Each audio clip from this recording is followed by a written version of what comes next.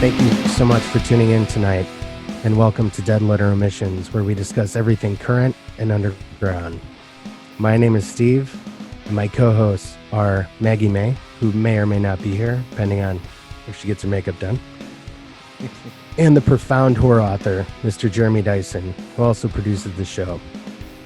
I'm extremely excited about tonight's show. We have a very special guest that I think you'll be more than happy to hear from.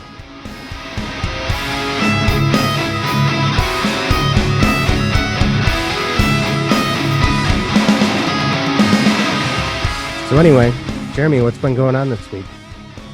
So recently we watched the Baroness live stream. Oh, cool. And yeah, it was really good. I mean, it was not quite, the same sort of feeling as going to see them live. That was kind of a different level. But you really did get an appreciation for their guitar skills, especially on that live stream. They're like totally insane. You have to pay for that one, or?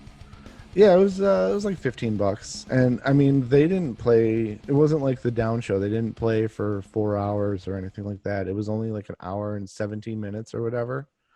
And they just played the Golden Gray album all the way through from beginning to end, which was kind of cool because they would switch it up. They at one point it was just John playing piano and Gina playing an acoustic, and they they did a song that way, and then they would hop back into it with everybody playing again. So yeah, it was really cool.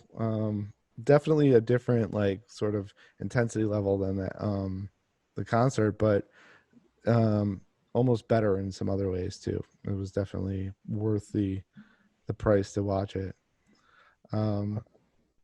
Yeah, well, I know we talked about this. I don't know if it was last show or the show before, but like just not having people in front of you, like being a live musician. I mean, like you could rock out at band practice, but you're more like trying to like just kind of get yourself together so when you play live, but actually playing a concert that people are watching and not really having that energy back and forth,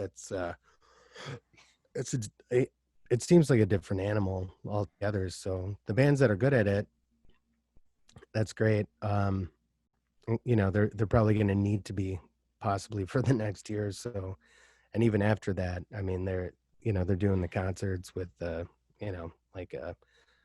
pretty much you're buying like a like a booth, or like when you get seats in a balcony and you just kind of buy that part out. So it's going to be different. So I think the ability to perform more like a comedian, where you're doing the same thing every night and you got to get your timing right, and it's interesting, man. I feel for bands right now. I really do. Yeah, it was. I mean, you could definitely tell that like I mean, Gina just was not like rocking out the way she does when she plays live. And John also is not like, he's just, I mean, he's definitely trying to like pay attention to the cameras and like give it some production value. So it's not like just band practice, but like, I mean, you know how he is when you see him live. It's like, he totally feeds off the energy of the crowd. And I mean, there's still that absence there. You know what I'm saying?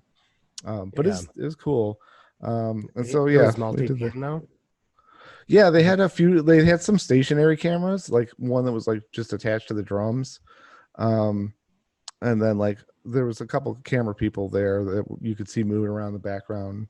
But yeah, it was mostly like a pretty empty studio. There wasn't like just like random, people hanging around there or anything. It definitely just had sort of like a band practice feel, like if 5 guys were filming band practice. It was like pretty much it. Well, I think it's going to allow bands to be creative in a different way also, more like I guess it's not as popular now, but like in the 90s and the 80s, like bands would put out almost like it would have a lot of live footage, and you'd have the backstage stuff, and you'd have antics, and they would cut and paste kind of things in between. So I don't know. I think it's kind of a different art that they're bringing back now. It's just like more clips on YouTube. Yeah, it's cool. People are bored. Hopefully these bands get some kind of return on investment where everybody just wants to be at every concert after this is all over. Yeah. We'll see, especially if it's another year. But a lot of bands are breaking up, man. Every time I look at like my news feed, it's like, fuck, It's getting you harder and know. harder to like make it as a band right now. So yeah, Oh I can yeah, I understand that. mean, yeah, I don't know the breakdown for every band, but I know streaming doesn't pay them very much, and not a lot of people are buying like tactile, versions on vinyl and stuff. But we'll see. And a lot of record companies are kind of pushing releases or holding them because the bands can't tour, and it's that hype build that usually happens. You got a new record, there's a tour, so we'll see what happens. But Until anyway, I then, know I'm we. just catching up on Netflix. Have you seen I was watching that show Alive. I think it's called, yeah, Alive. It's like a South Korean zombie movie. Have you checked that one out at all? No, I thought you were talking about the '70s movie with the plane crash, and they start having No, eating. no. It's the same title though. But no, it's a Netflix produced South Korean zombie movie. Which I don't know. I mean, like, Subtitled or. yeah, subtitled. And it was one that was I think it was written by an American, but it was adapted um for TV by, or for, film by a South Korean producer. And I mean, have you ever watched like Train to Busan or the the Kingdom series on Netflix? Yes, yeah, yeah, the Kingdom Um, for sure. yeah, but those are like, I mean, South Korean like horror is definitely sort of kicking our ass right now. And this new movie Alive was actually really good too. A lot better than a lot of the crap that like they're churning out here. It was definitely worth the, I don't know, hour and 40 minutes. So check it out. But yeah, other than that, I haven't been up to too much. Um, a lot of new albums coming out. What have you been listening to mostly? Um, well, I think we're gonna get into it. I'm always a sucker for Today's the Day. Like anytime they put something out, it's always gonna be weird and completely different than all their other albums. y- Morning Star, In the Eyes of God. They've always had really good drummers, like really good drummers, man. You had like Brandaler from Mastodon and Eyes of God. I know you had like Derek Rowdy. Um, I'm not sure who's on this new one. I didn't really get to take a deep dive because I was driving and just kind of playing it, but it kind of has like a little bit of gothic country kind of thrown in with that old AMRAP style. The lyrics were, I mean, from what I can hear, super poignant and relatable to what's going on now. But I don't know. I've always admired Steve Austin and everything he's put out. So a lot of that I've been um, going back to a lot of more um like atmospheric black metal stuff. There's a lot of I, I don't know if you're if you like or get alerts from Black Metal Productions on YouTube, but it's like every 3 hours they give you an alert with a countdown to a new album that's coming out, and you can listen to it as it's released. But yeah, it's been pretty hard to keep up on. But you know, I will say actually I didn't give a lot of time to the new Ulver album, and I don't know why. It's this is a band that went from like pretty melodic but raw black metal, from the '90s to they're putting out I guess the best thing I could compare it to would be like David Bowie meets like Depeche Mode Violator. Oh, that's crazy. Um, yeah, I mean the vocals are great. The lyrics are insanely good. Vocals are everything's perfect. But yeah, I've been listening to that like over and over. It's just something that really grew on me, and I didn't adapt to it upon first listen. With a lot of Volfer albums, sometimes it's you're expecting something completely different than what you get. But yeah, I would absolutely recommend that last Over album that came out this year to anyone that wants something different. If they like dark wave or synth pop or really dark 80s type, you know, like I said, like Violator, Depeche Mode type, vibe to it. And the lyrics are kind of in that vein too. What about you? Well, I've been listening to the new Cloud Kicker mostly. Like, um, that's been kind of just nonstop on my playlist in the past week. And I was telling you, I've been trying to like, get more involved with Ableton and producing music. And yeah, I mean, that's definitely an album that kind of has inspired me to like, Ben Sharp is just an amazing guitar player for one. And the fact that he's been doing Cloud Kicker for like more than a decade and is pretty much done it by himself, and then gotten Intronaut to learn all of his songs and do a tour with him once. I mean, like the guy's just pretty incredible. And so yeah, I was kind of listening to the new album called Solitude, and yeah, he's just again another great album. I hope somebody talks him into doing one more tour because I would love to see him pull it off again. And then I've been listening to Spook the Horses, which is a band I'd never heard of before. Hey, you said that before the show. You text me. I'm like, I had no Yeah. idea. Well, they just sort of appeared in my recommendations, and I listened to them, and then I do what I always do when I hear a band that kind of intrigues me at first. I'll check out the rest of the album, and then like I'll check out their other albums.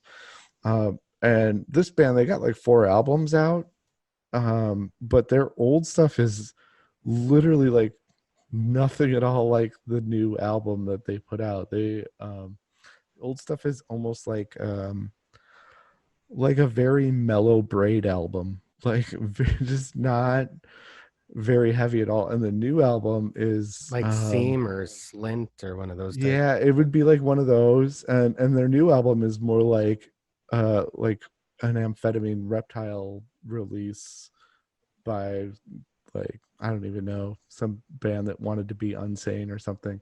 Like it's just Yeah. nothing at all. It's one extreme to the other. But yeah, their new album, I really like it. I think it's great, and I hope they keep making music like this and instead of what they were doing. um Yeah, but it's a yeah. good year so far for that AMRAP type feel. Like that 16 album came out. I know we talked about like on our first show. Like I'm fucking married to that album. I think it's great. The today's the day, and then you found another one, but just to kind of give a little prelude as to what's going to happen next week, we have George coming on from the Metalheads podcast. Sure a lot of you guys are familiar with it. He's been doing it for, what did he say, 16 years now? Like he's Yeah, but something yeah, crazy. just a wealth of knowledge. So we asked him to make a list. So we're actually going through 33 albums, or his top 33 albums of this year. So I don't want to talk about new releases too much because it's you're going to get pummeled with albums next episode. But speaking of which, did we skip anything on your end as far as No, albums you want to talk you got to? it all. Well, there is a new Tomb single. We are extremely fortunate to have somebody that I think is one of the best musicians out there right now, especially in the black metal genre, and he's been able to weave, like we we're talking about the AMREP stuff, bands like Fields of the Nephilim, and just anything that's really cool about underground music. He's got the black metal, the aesthetic of Black Flag, and it's brilliant, and every album seems to get better and better, and I really appreciate it. But they just released a new song, and we'll play that for you. And we're gonna talk to Mike about some of the things that interest him, how things are going currently, during this very odd time for being in a band, and just kind of go through what's interesting to him right now. So that all said, let's get on with it.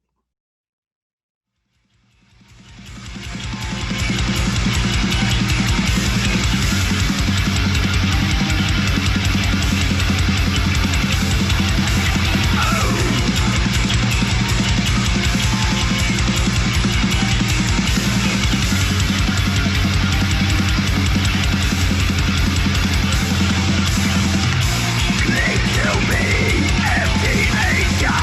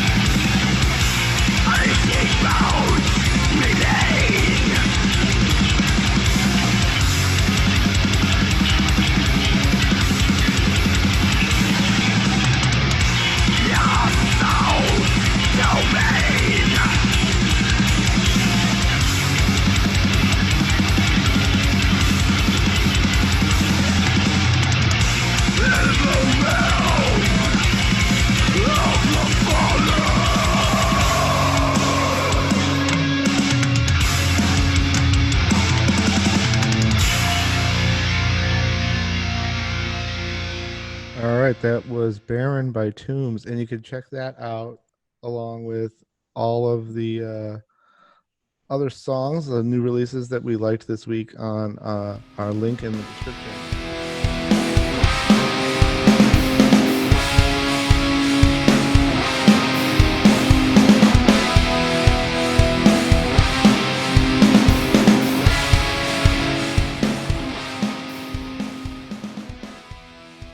Mike Hill. Hey man, how's it going? Good, man. How you doing? Doing well. You guys doing all right? Yeah, for sure. Thanks for being on with us. Sure, Really man. Of appreciate course. Yeah, this is Jeremy. We've been friends since I don't know, sophomore year of high school. I mean, we're 40 plus now. And he's actually a horror writer. And he's got what, four hardcovers now? Yeah, for working on my 5th book. Yeah.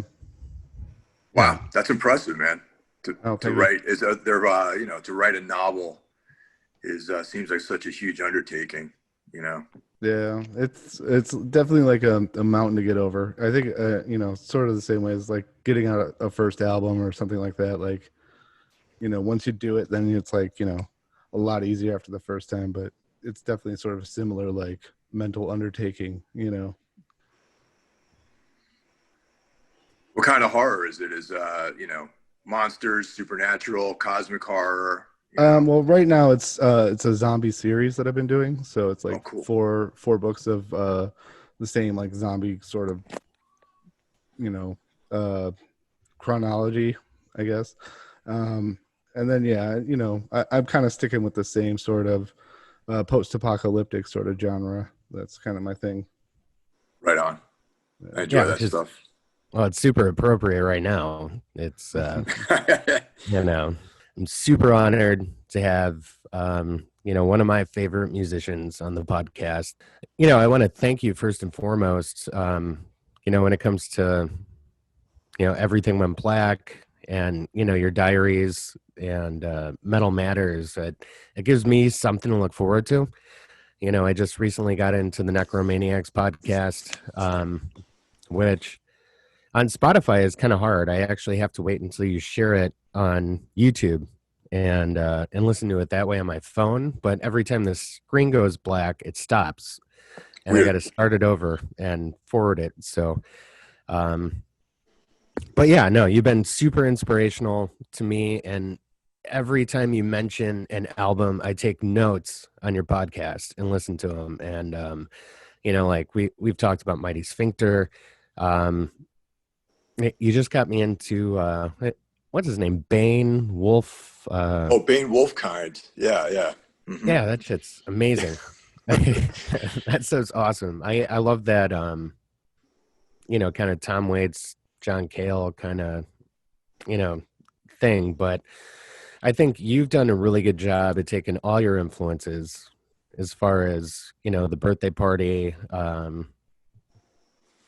Joy Division, Neurosis, and obviously you have an extremely vast vocabulary of black metal and in the underground scene, and you're a little older than us. I mean, yeah. I think that's fair, but it's like your life's goal to take the aesthetic of everything that's true about underground music, like Godflesh and the bands we're talking about, and mixing it with like Dark Throne and Deathspell Omega, and really creating your own things. So every time you put something out, it's absolutely in my wheelhouse. It's like I hear where you're coming from. I'd like to know a little bit about kind of how that went from the bands you've been in, and actually your friend, you seem kind of off-put by it in the last episode, but they were talking about the one band that you're in, Versoma. Right, yeah. Mm-hmm. Yeah, so I immediately, it's on YouTube, by the way. I had no idea if I would be able to find that, but that's an amazing album. And during that time, you said you were playing the off shows with ISIS. Going from that, was there anything in between that band and Tombs?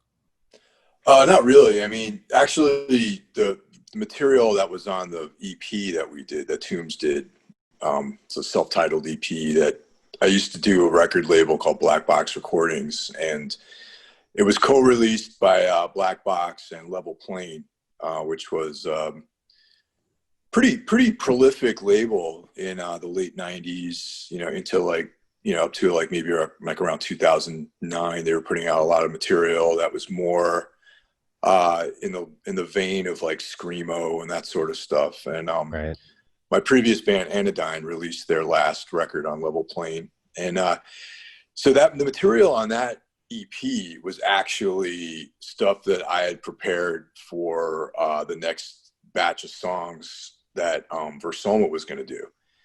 So I mean, that's, there's like literally that band disbanded, and then 2 days later I started Tombs with like the drummer that was playing in Versoma at that time, and it was just the two of us, and we were working on all that material. There's like maybe 4 or 5 songs that ended up being manifested into that first EP. So stylistically, I feel like the first Tombs EP is a little bit of an oddball in some ways, because it, as we were still trying to figure out a direction, or I was trying to figure out like how I wanted to, handle the band. I was very much into, bands like Envy and, older bands like, My Bloody Valentine and Yesu was like, one of the bands I was listening to a lot. And also just like extreme metal, but I feel like the extreme metal aspects of the band hadn't really come into their own until a few records later, maybe. So that I was just kind of trying to find ourselves on that record and figure out like what direction we were going to go in. No. Yeah, I totally get that. So when that first EP came out, what year was that? Because the first Tombs album came out in what, 2006? No, I think no. You gotta. The first proper release that Tombs had on Relapse, I gotta say, it's hard for me to know when they actually came out, because when we wrote and recorded them, it's different. I want to say like 2008, maybe. Okay. So that EP came out the year before. So there's that EP, and then there was a split 10-inch. I'm sorry, split 12-inch we did with this band Planks, who my dear friend Ralph Schmidt, who's in Ultha, a German band. We did a split together, and those records they're way out of print at this point. They're pretty hard to find at this stage of the game, but those were the first Tombs releases. Got it. And you could totally tell like that transition when the first full length came out. It's like you got Gossamer, which starts out like an AMRAP kind of, and I could see that Today Is the Day kind of, feel. And then, you go to like Golden Eyes, which, absolutely expresses the black metal element I think you've been holding in. And then I think by The Great Silence, you have kind of a tribal neurosis meets black metal, kind of aesthetic to it. So I don't know. It seems to me like once you got that first full length opportunity, it's kind of like when Appetite for Destruction happened. Like it's like you waited your whole life to record this one fucking, like great album, and you really took all your influences and put it into I think exactly the way that you should have expressed yourself, in my opinion. But yeah, no, I appreciate that. But like I was saying, like back then, like those first few records were like rough drafts, I think, for what we're doing now, really. And it's a process. Like I never wanted to be in a band that made records that all sounded the same. And there's tons of bands I listen to that do that, but for me, on a personal level, I wanted to follow like more of the lead of bands like Neurosis, who kept changing throughout their career. And, and even Godflesh, like a lot of Godflesh records, there's differences. If you listen to Street Cleaner, that sounds nothing like Songs of Love and Hate, or totally, Pure. Yeah. And, there's different eras of the band. And obviously there's been, several lineup changes over the years too, which also play into that, different musicians have different strengths and weaknesses, and you know, and I react to that, you know, and I add my own weaknesses and my own strengths to it, and things change and evolve over time, you know, and like I said, like right now, I feel like this is like everything has been sort of like leading up to the material that we're making right now.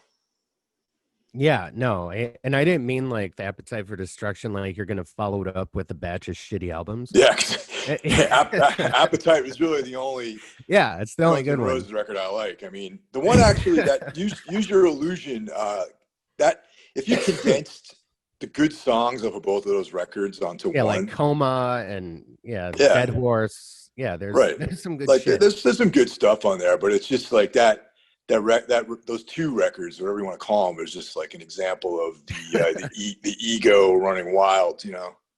Yeah, and a side note, like I remember just having enough cash, me and my buddy Paul Madrano, to go to the record store because that album came out. It was the same year that Nevermind came out. Yep. And I think No More Tears, Ozzy Osbourne, like came Oh, out. maybe, yeah. You know, I think you're right like about that, actually. Yeah. like in the same week. So we only had like, $23. And so we had to decide. So we bought Use Your Illusion 2. We already had Bleach. And we bought Nevermind. But I think that was the right choice. I think Use Your Illusion 2 out of the two of those albums is probably the better option. Yeah, I got to dig those out at some point. I mean, I really like Appetite for Destruction. I think that's like a classic, you know, It's fucking American great, hard man. rock record. You know, it's like something that has aged really well too. I mean, I can still put that on and listen to it. And Jay Bennett and I did a classic records episode about it on the Metal Matters podcast, and we're both big fans of that. Oh, all right. Well, you know, I don't know if anyone else does that. You know. No, yeah, no. I actually went through my Spotify and just to see if I missed any of your Metal Matters or Everything's Went Black episodes, and nope, every single one of them. Oh, thanks. Thanks for listening, man. I appreciate that. That's cool. Yeah, and like I said, I'm just kind of going back, but it seems like you're paying more focus on the Necromaniacs thing recently. Yeah, that's kind of like I mean, me and Mike have been very spotty over the years with putting those out, but now we're doing weekly. You know, it's a weekly show, and we got Jeff Kashid from formerly the bass player of ISIS is helping us out on so we can stay weekly with everything, because just between me and you and everyone else who's listening right now, I would love for Necromaniacs to be like the main thing I do, because sometimes it gets difficult talking about music when you're in a band, and you know, and you know, people are like, well, this guy doesn't like this record, so fuck him, you know, and it's like, well, fuck him and his band, you know, or something. So sometimes I feel odd about yeah, sometimes I feel weird about being like critical of other people's things that I don't necessarily like, you know. Yeah, and, I totally get that. Yeah. But you know, music is like such a subjective thing, and I'm sure there's tons of, as a matter of fact, I know for a fact there are tons of things that I love that people hate, you know. So, you know, but it's you know, it's one of the same reasons why, like, because you know, I used to do quite a bit of writing, you know, for various outlets, and now it's been I never really did any reviews for that exact reason, because people are like, well, it would probably be incredibly biased if I were to give you a record and you wrote a negative review about it. It might come around to you and reflect negatively on you, instead of just being this like faceless journalist who's reviewing records. And that, you know, fair enough, that's cool. And but yeah, like music, it sometimes it gets weird, especially talking about current bands. And it's just certain things I like and certain things I don't like. And I'm not judging anybody necessarily. And that's why I believe that in the recent past with Metal Matters, we've been focusing more on like old records, or like these obscure, like deep cuts that we're talking about them because people should know about it. And we're giving references to stuff that's like, okay, if you hadn't heard Craw before, you should go check them out, you know, or the Mighty Sphincter or something like that. That's a little bit more left of center and obscure, you know, just trying to keep bands that really should get attention that may be defunct at this point into people's consciousness, you know. Well, it seems, well, I feel that you come from a place of appreciation, for those albums, and, the things that you want people to understand are things that drive the aesthetic of the underground, which is, super important. And, people should know and I'm not trying to be a dick, but, when you listen to like deathcore or, guys with Justin Bieber haircuts and $4,000 amps and every plugin in the world, it just generifies that aesthetic, that needs to happen. It's kind of like you shouldn't be able to start an underground band unless you have like a Smiths album, a Dark Throne album, a Godflesh album. Like these are things that really need to be important, to the younger musicians. I actually have a son that's 15, and he came from a place of he wanted to go way back. Like, so he's an avid vinyl collector. Oh, cool. And yeah, it's super cool. But he started like with a Beatles obsession. Now he's to the Black Sabbath, Appetite for Destruction, kind of going in that direction. I just turned him on to Mark Lanigan and Unwound, and some of the bands where I'm like, maybe from a Chordal, he's taking guitar lessons for almost 3 years now. He's a very good guitar player. The first song he wanted to learn front to back was Stairway to Heaven. Oh wow! Yeah. The first song I learned was Nervous Breakdown by Black Flag. Yeah, that's pretty cool. Yeah. So, he's way advanced, and I'm just trying to figure out the articulation between the Beatles and, like you said, bands like My Bloody Valentine, Black Flag. Actually, while we're on that point, the most shocking thing about you that I thought was very interesting, because I have a lot of friends that are big Voivod fans, right, was that your favorite Voivod album is my favorite Voivod album, and I thought it was just lost in the mix. It came out on Phobos, Records. yeah.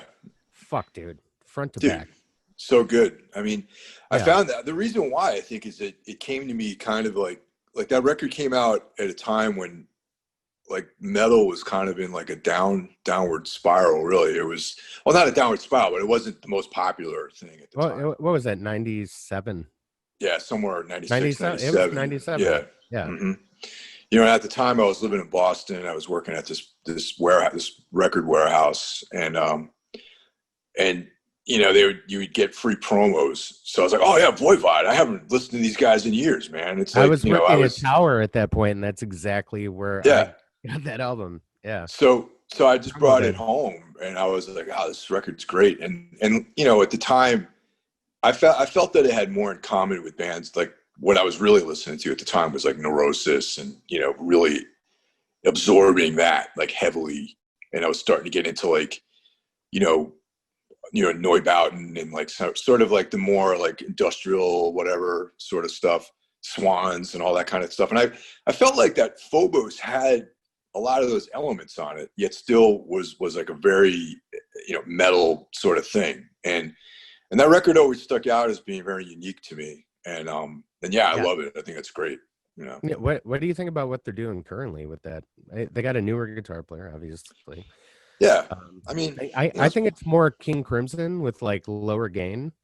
The thing about Phobos, it's almost psychedelic, Yeah, very much. It's dark, very psychedelic. And yeah, I mean, it's pretty cool. I've seen them when we used to go to shows, like there was, I saw them the last couple times they came through town, and I thought they were great. And, the record itself, it's progressive, it has like a progressive kind of thing going on, which is like, yeah, it's pretty cool. I mean, it's not, I wouldn't say that I'm into progressive metal or anything, but it still sounds like Voivod to me, and I still enjoy it, Yeah. I would say progressive and like the King Crimson, Gentle Giant, Yeah.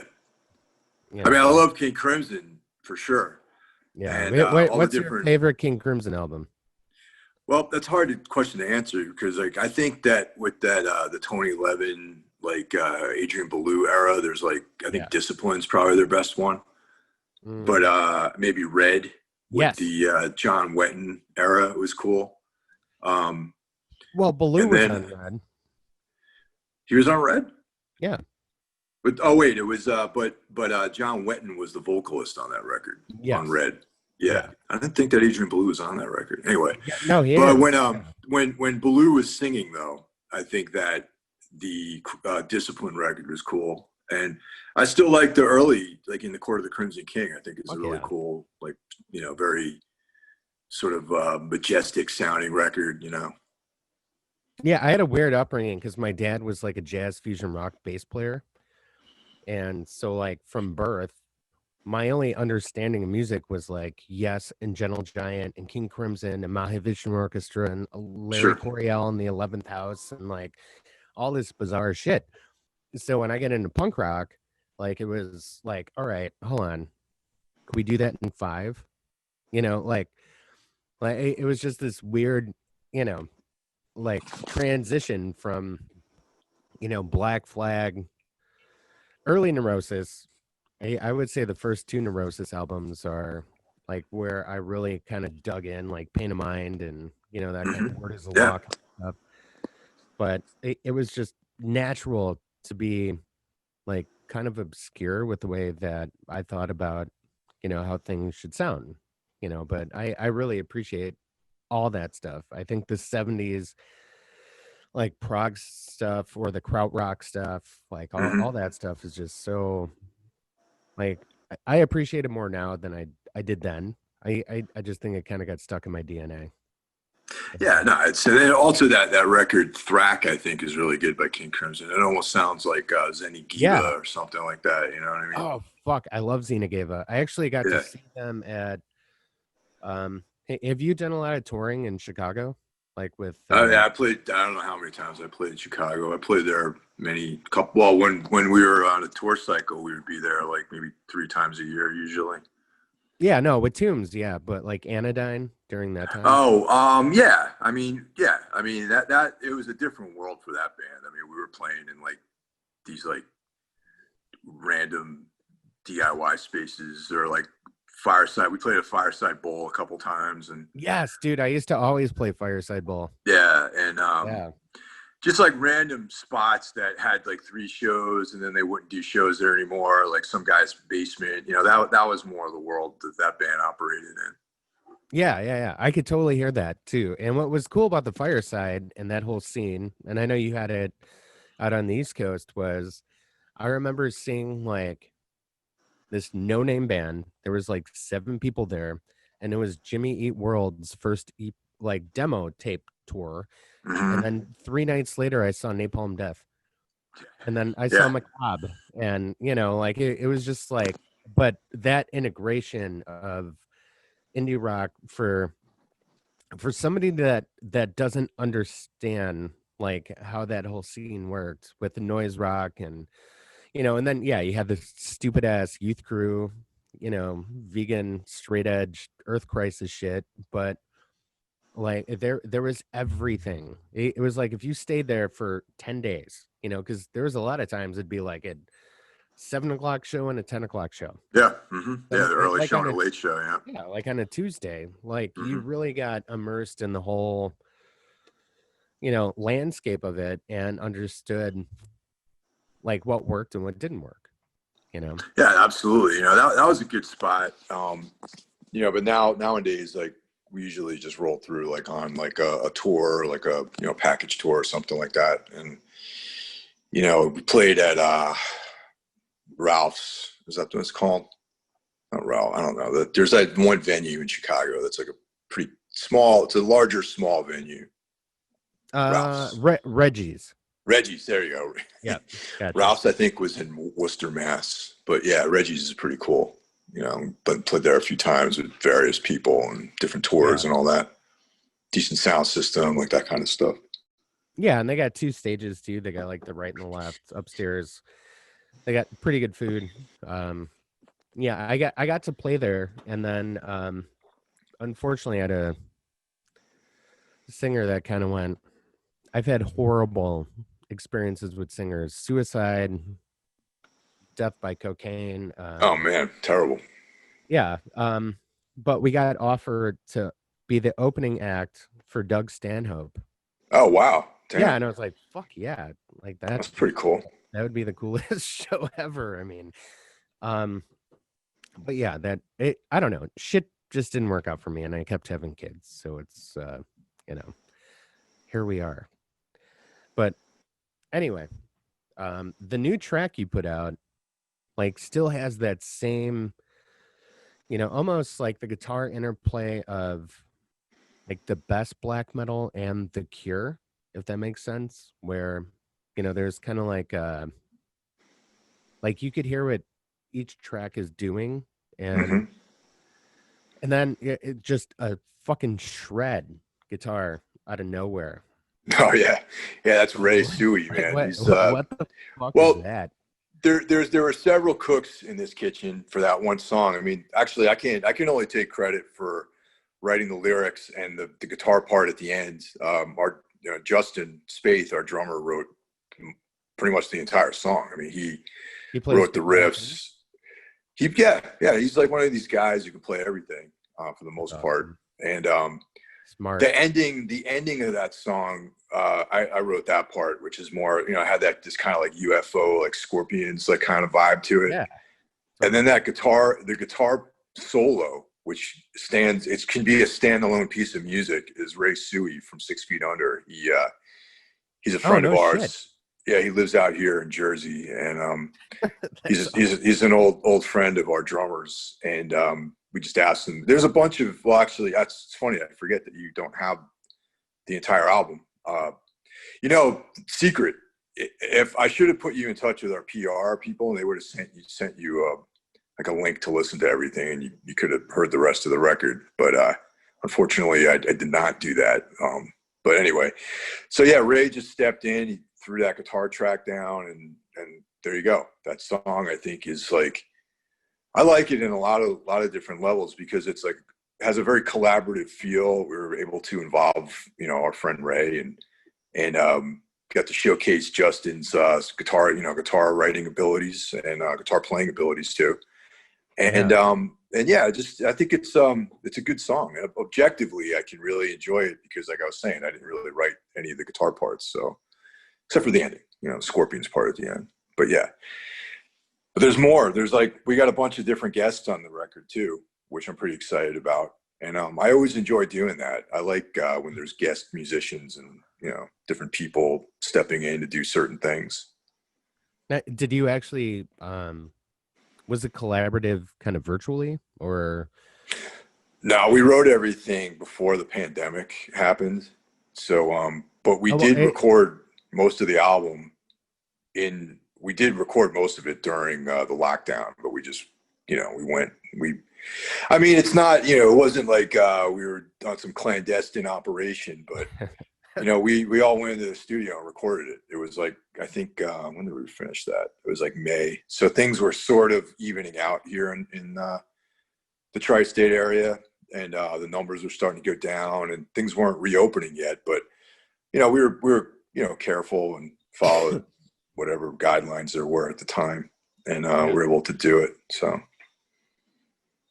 yeah, this whole thing's obviously been mental for everyone, but there has been points of excitement where bands that you really like Down just did the 25th anniversary of, I paid money for that ticket. yeah. And they donated it, I think, to like a Native American tribe in their New Orleans area.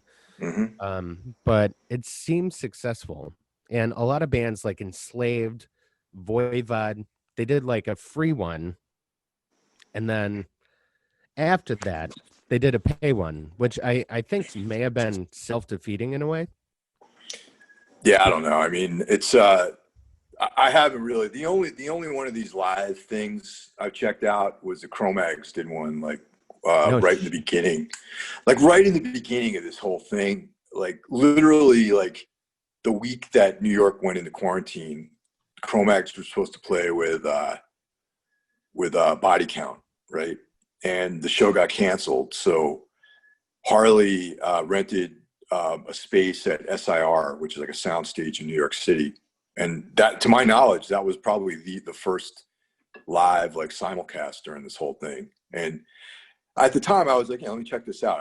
I would like to have gone to the show, and I'd like to have seen both bands actually. And then, but I mean, only Chromax played, and it was cool, but it was depressing in a weird way. And I don't know. I just, I probably should be out there supporting this thing, but I don't know. I just haven't checked out any of these, you know? Well, Ice-T, in a recent interview after he did that show, he said that he was winded after like the third song because there was no adrenaline from the crowd. Right. And like that made a lot of sense. But, you know, side point, my kids, who are fucking hilarious and try and teach me things all the time, and I'm old,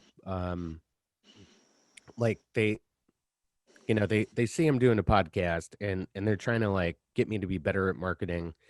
And they're like, look at this girl, and she does nothing. She's just like, you know, like some weird dance for 20 seconds or whatever, and it's got 30 million views. And they showed me example after example. So it's kind of weird when I think about the aesthetic we're talking about in association to like what's happening right now, because Right. metal and the underground's always been definitively objective to anything that's cool, but at the same time, or popular, you know, it's like we kind of shroud what we, you know, what we respect and how we identify because it's very important to us. But at the same time, like people are trying to eat right now. Yeah. Like musicians are trying to eat, and some of them might have other people they're responsible for. So like, what's your take on like that balance? And, you know, maybe like how can we bring that into a situation for people to still do what they love and be comfortable, which you're in that situation. I mean, you're an engineer and you've been to an esteemed college, but a lot of musicians don't really have that. You know, they just dove right in. So there's really nothing else. You know, there's nothing else for them.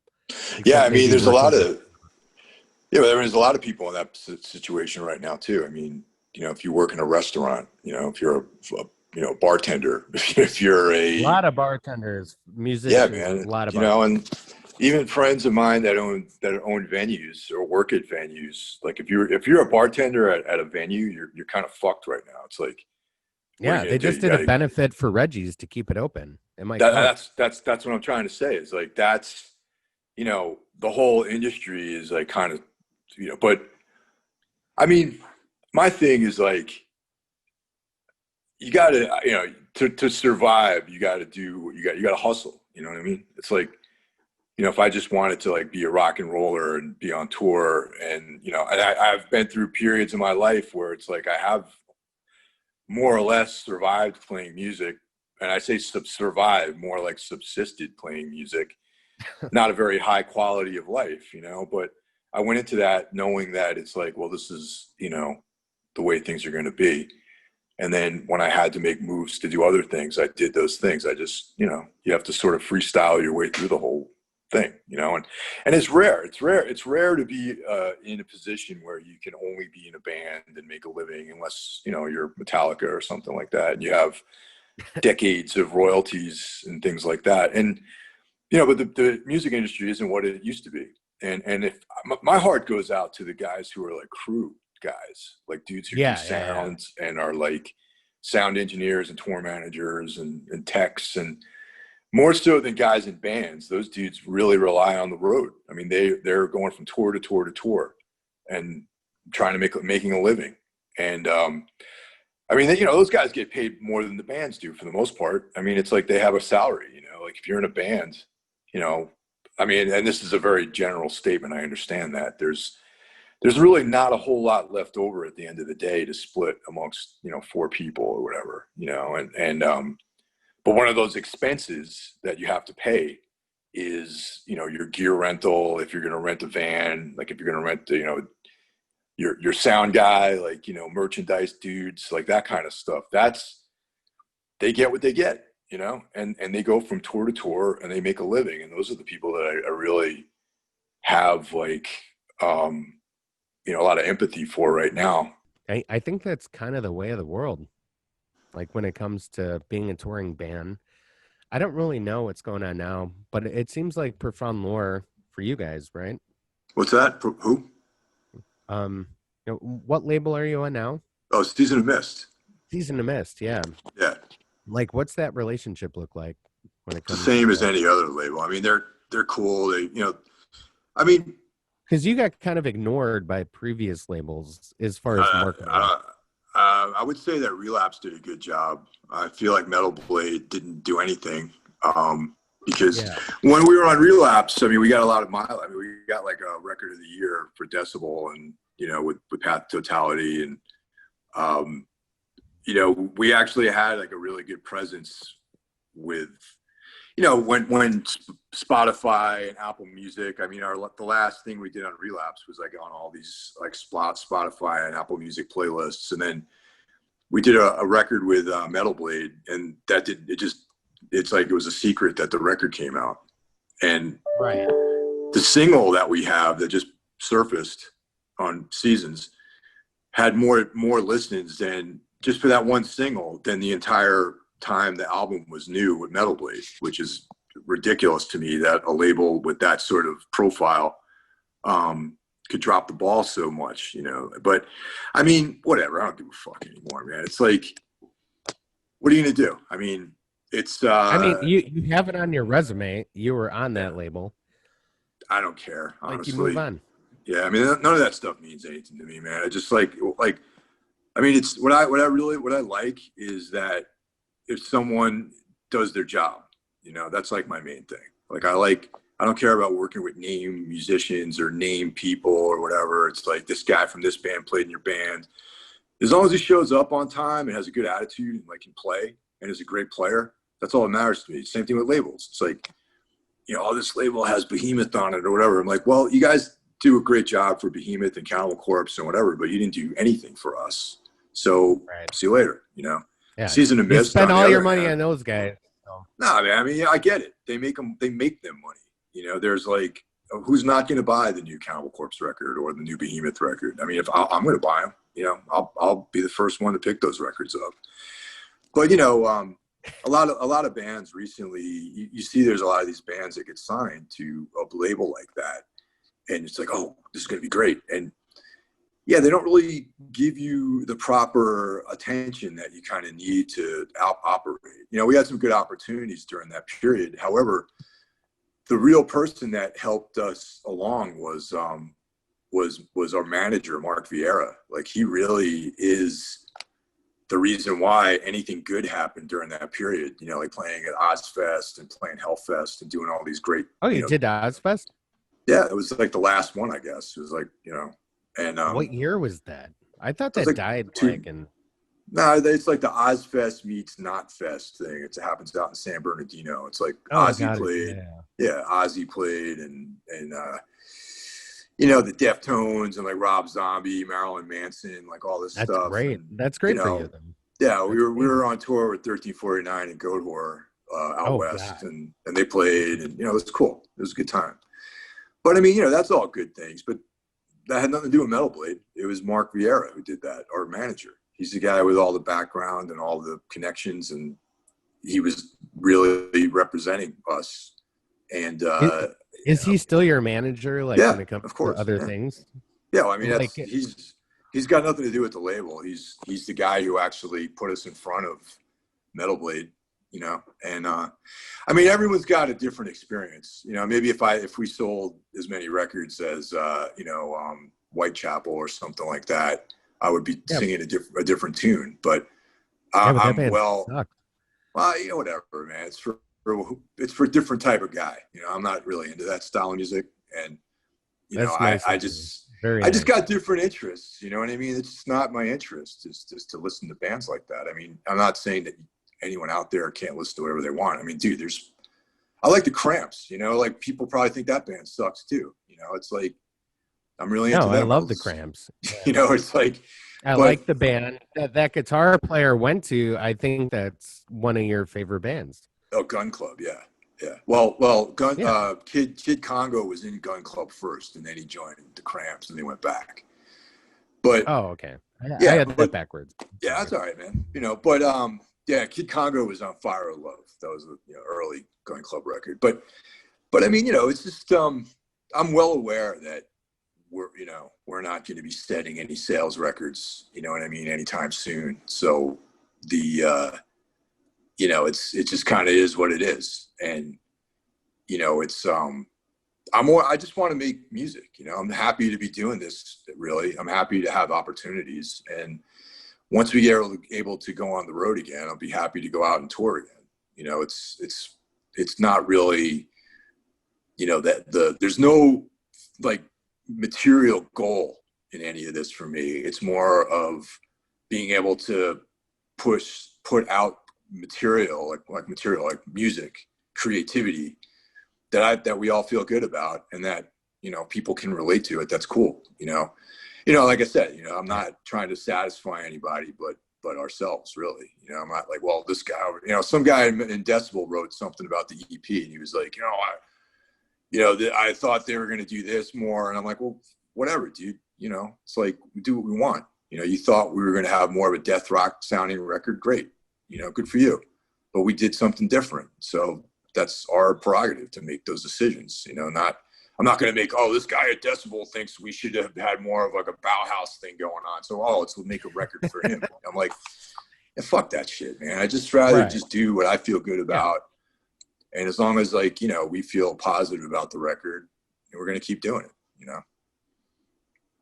Well, that's why I respect you as one of the most important musicians out right now. And, growing up, I think I was 7 years old. You can ask my parents, but the first record I wanted was the Live at Hammerstein Motorhead. Nice. And, it kind of went from there. And it's always been an aesthetic thing for me. I see the same thing that I see in The Cure and Bauhaus and Joy Division that I do, Celtic Frost. And yeah. No one liked Celtic Frost. Right. I mean, not the Vanity record, but I still think that's good. But you're one of those people that you're like music underground hash. Like if you boiled it down and, you took all these things that we love and you just boil it down and try and make better and better music. I have nothing but respect for you. And hopefully this can be a friendship more than an interview. So when you come to Chicago, totally, man. Yeah. I'd love to hang and, just talk about albums and man, of course. Well, as soon as we're able to go out and travel and tour again, I mean, I don't imagine it's going to be straight up like U.S. nationwide touring, international touring. The plan is already to do regional stuff for a while until things are safe and people start going to shows. People start feeling safe, really. It's like, we're not going to, I imagine it's going to be a while before people are even comfortable going out to shows, in larger numbers. And then there's going to be the actual financial thing that's, the promoters are going to be like, I can't really guarantee you this anymore because I don't know how many people are going to show up now. So it's going to have to just be, that's going to be a really weird thing as far as guaranteed. Yeah. No, totally. It's a real metric with this whole thing. And you spend like 10 years building up like a fan base and then suddenly it's, I don't know if anyone's going to see you guys now because everyone's afraid of catching a disease, and it's, I get it, so that's why we have to adjust our plan. We have to maybe just do like regional things and, and then see how things, pay out. It seems like other countries are obviously way ahead of us. So it seems like the touring circuit out of the United States Yeah. in Well, countries that have appropriated, the mask or whatever, or the lack of conspiracy, however you want to put it, like might be the way to go. But it's going to be like a flood because every yeah. motherfucker is going to tour. So you're going to be in like Tuesday. We talked about the Fireside. We had 2 shows a night. We're going to have like 8 options, Well, and that's like the point I was making too. It's like, as much as I want to get out there and do this, we also have to make sure that, the dollars and cents add up and we're not going too far out on a limb. And if things don't turn out so well attendance wise, at least we're only a few hours from home. You know what I mean? We're not like in LA or something like that. You know what I mean? So, right. Oh yeah, man, we had a whole like week of shows like that got canceled or whatever. And now we have to make it all the way back to the East Coast. It's like, I think that's like a realistic way of seeing these things. And, and it's just like, you just have to adjust everything accordingly, and I'm still, looking forward to being out there again, though. Yeah. And it might be like an obscure country that you just like take the world by a storm, like Menudo. Well, I don't think that anyone's going to let Americans into their country for a while, honestly. I don't know. I mean, there's a whole soundboard of countries, and I have not done the research. Yeah. I will say before I forget, you were on the Metalheads podcast with my friends, and George wanted to make sure that I told you that if your album, your full length, comes out before the end of the year, you will be the first band, and like everyone agrees on that whole show. And I've been on that show, and you might be the first person to have 2 albums in the same year that are going to be number 1s across the board. Oh wow, man! Well, the album's coming out November 20th, so we are going to be out before the end of the year. Yeah, and actually, my next guest on Tuesday with Jeremy is going to be George. So nice. Those guys are unbelievably huge fans of yours. And thanks, man. I appreciate those guys. Then. Yeah, just wanted to kind of give respect there, because if I didn't, George would be, calling me quite a bit and angrily. Like fists in the air. He's too nice to do that, but you're those guys are like the epitome of, if 70 albums came out in 3 days, they know all of them. And like it's too much to, they gave me so many lists that I had to come up with, like top 5, top 10, top 5. I was like, Jesus, I don't know if I'm that aware of albums that have come out this week. So it's actually helped me out. There's a lot of records that came out, and a lot of them I don't even know about, which sadly, it's like there's so much to stay on top of, and it's like, people are making records, which is good, Yeah, it is. I mean, it's my bad that I don't listen or know of all them, but I think that we live forever. And when I die, my soul's going to exist in a different plane, and I'll still have my list, and I'll try and listen to them. But, until then.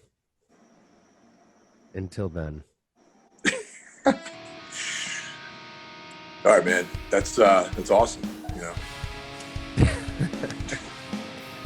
Hey, Mike, keep in touch for sure. Yeah, totally. Yeah, absolutely, man. I mean, like I said, Chicago is definitely within the realm of that's, when we start doing regional dates again, Chicago is in that radius of cities that we can get to, and if things get fucked up, still drive home. So, thanks again for tuning in to Dead Letter Omissions, and special shout out goes to Mike Hill from Tombs. So far this year, they got an EP, and you heard the song earlier that he just released is kind of a preset to what he has coming up by the end of the year. So I think we'll see that album in the next couple months, like he said, and it should be great. I can't imagine that being the only good song on the album. But outside of that, we are available on any of your favorite place to listen or watch podcasts. We're on YouTube, Stitcher, Apple Music, Spotify. What am I missing? Amazon. There was one other one we just got an award for 25 downloads for one of our podcasts, which is great. So thank you. If you like this episode, please like and share and get the word out. And if you are a musician or you're in a band that you want to promote, please reach out to us. It's deadletteremissions@gmail.com. We also have a Facebook page. We have an Instagram. So however you prefer to digest media and correspond with people, it's completely available to you. And we'll be back in about a week here. If you have any questions, please reach out to us. And thanks again for listening, guys. Have a great night.